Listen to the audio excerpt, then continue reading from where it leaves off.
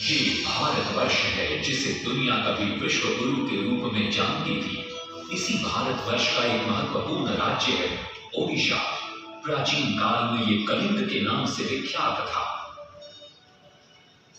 सूर्य की पहली किरण इसी प्रदेश के एक कोण पर पड़ती है। इसी स्थान पर कभी संसार का सबसे भव्य और विशाल सूर्य मंदिर बनवाया गया था। तुम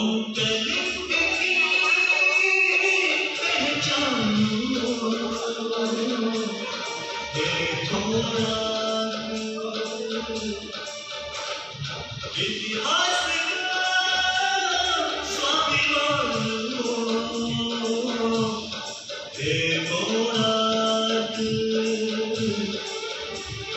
क्रांति के मुझवाद मुझ में कला शास्त्र के दिग्गज पत्थर में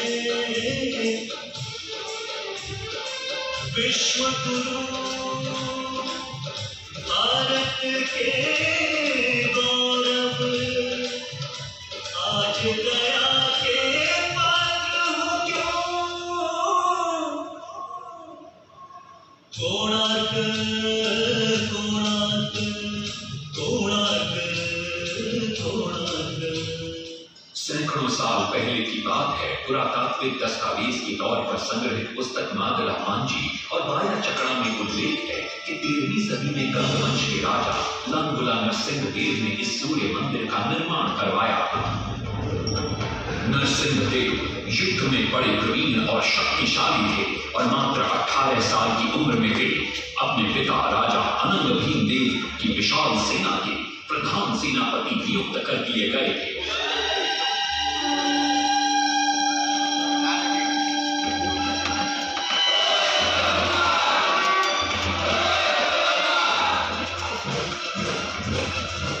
सेनापति बनने के बाद नरसिंह देव ने अपने कुशल नेतृत्व से दक्षिण के कई आक्रमणकारी राजाओं को युद्ध में हराया। शायद दो ना दिखाई नहीं दे रहा शायद तुम लोगों को।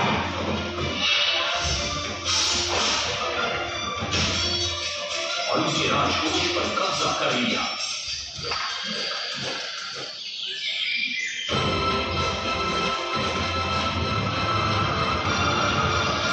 तत्पश्चात उन्होंने विजय कोंडा, जिसे आज हम वारंगल के नाम से जानते हैं,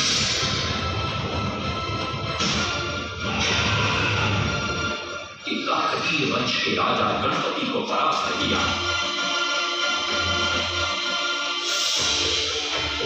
और उनके राजकोष पर भी कब्जा कर लिया।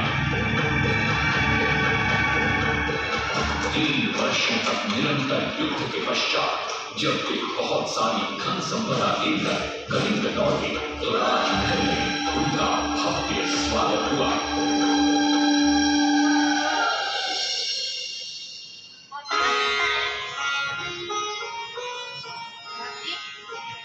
राजमाता कस्तूरी देवी पुत्र नरसिंह देव की वीरता से बहुत प्रसन्न हुई और पुत्र के सामने अपने मन की इच्छा प्रकट की।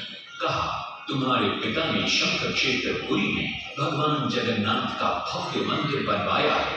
मैं चाहती हूँ कि तुम पद्म क्षेत्र कोणार्क में उससे भी भव्य और विशाल सूर्य मंदिर बनवाओ।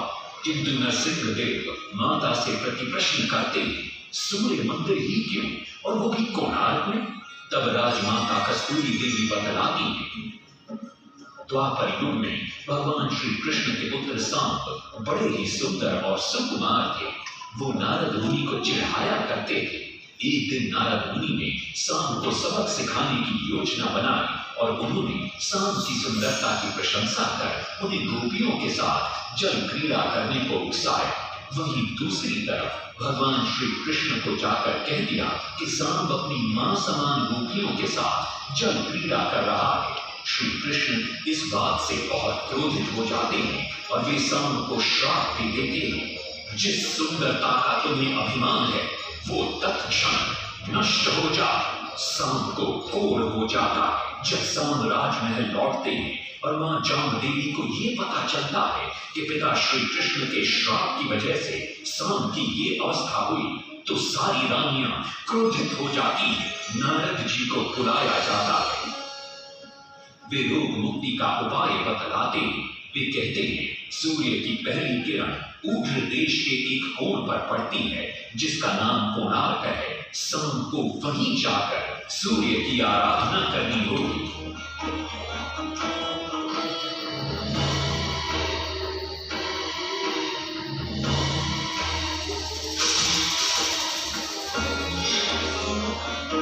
बहुत ही लंबी और कठिन यात्रा के पश्चात शाम अपने सैनिकों और सेवकों के साथ कोणार्क की चंद्रभागा नदी के तट पर पहुंचते हैं और नित्य प्रातः स्नान के बाद सूर्य की आराधना आरंभ करते हैं।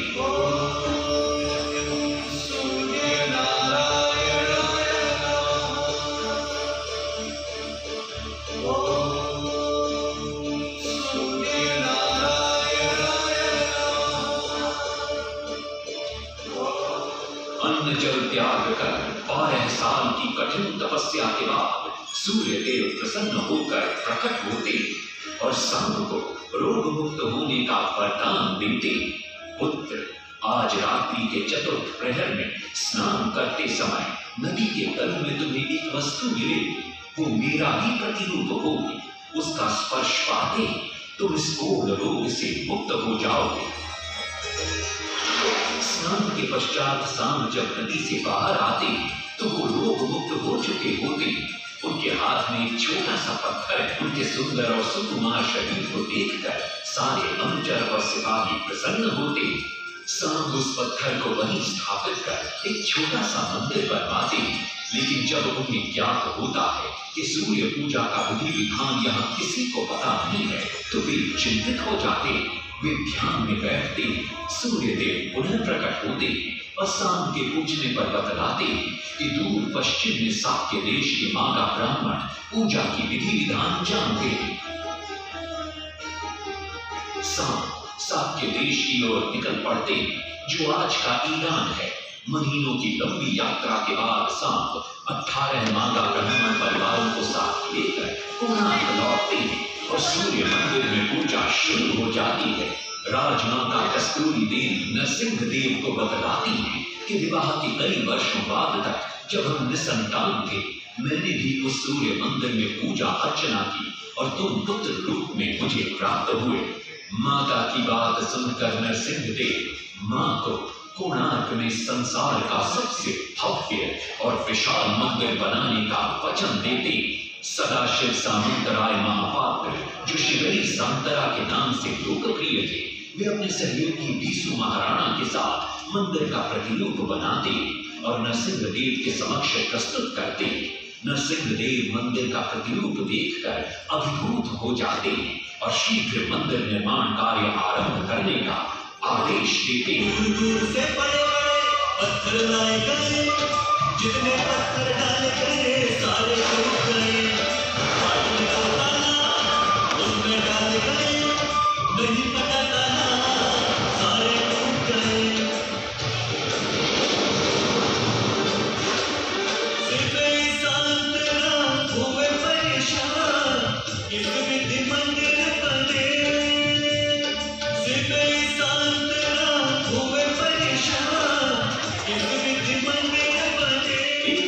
चिंतामग्न कोणार्क लौट रहे थे तभी उन्हें प्यास महसूस हुई।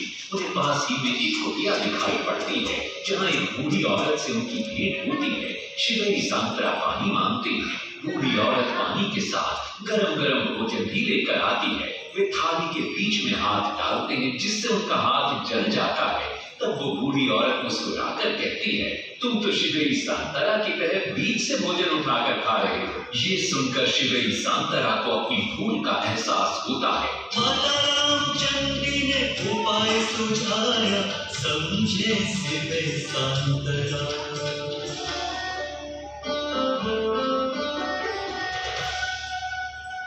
तत्पश्चात वो किनारे से पत्थर डलवाना शुरू करते हैं और मंदिर निर्माण का कार्य तेजी से आगे बढ़ने लगता है। 1200 शिल्पियों ने 12 वर्ष में मंदिर बनाया।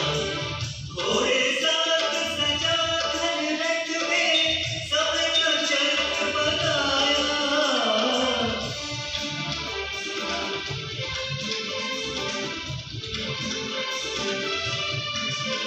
दूसरी तरफ कलिंग के उत्तर के राज्यों के नवाबों के बार बार राज्य पर आक्रमण हो रहे थे। इन आक्रमणों से क्रोधित होकर नरसिंहदेव अपनी विशाल सेना को लेकर युद्ध के लिए निकल पड़े।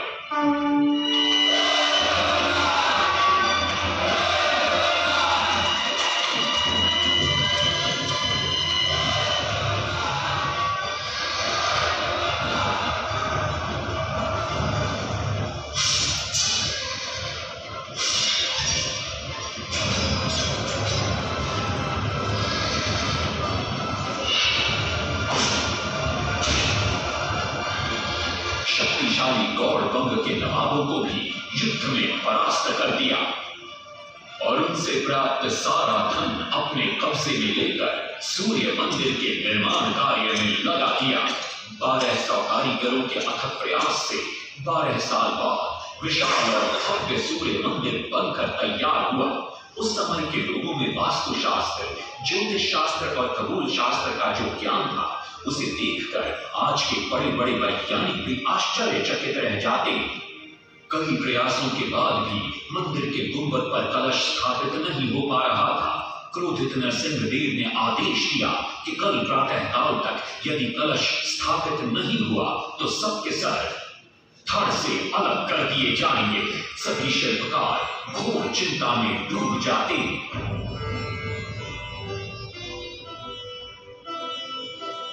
दूसरी तरफ मुख्य शिल्पकार बीसू महाराणा का 12 साल का बेटा धर्मपद सूर्य मंदिर के प्रतिरूप पर कलश बिठाकर प्रसन्न होता है और मां के सामने अपने पिता से मिलने की इच्छा व्यक्त करता है। मां अपने बागीचे के पेड़ पोटली में बांध कर देती है और कहती है, अपने कुत्ते बलिया को साथ लेकर कोणार्क जाओ। बलिया अपने मालिक को पहचान लेता है और बीसू महाराणा से लिपट जाता है। धर्मपद अपने पिता को प्रणाम करता है और अपना परिचय देता है। सबको चिंता में देखकर वो अपने पिता से इसका कारण पूछता है।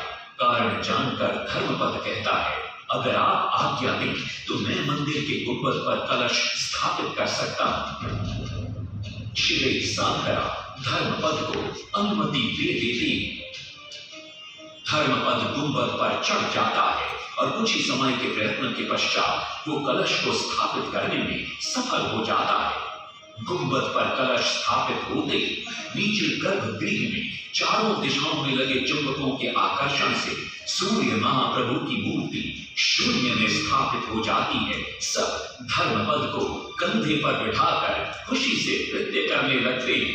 तभी कुछ कारीगर इसका विरोध करते हुए कहते हैं, अगर सुबह राजा को ये पता लग गया कि इस बच्चे ने कलश को स्थापित किया है तो किसी का बचना संभव नहीं है, इसलिए धर्मपद को मरना होगा।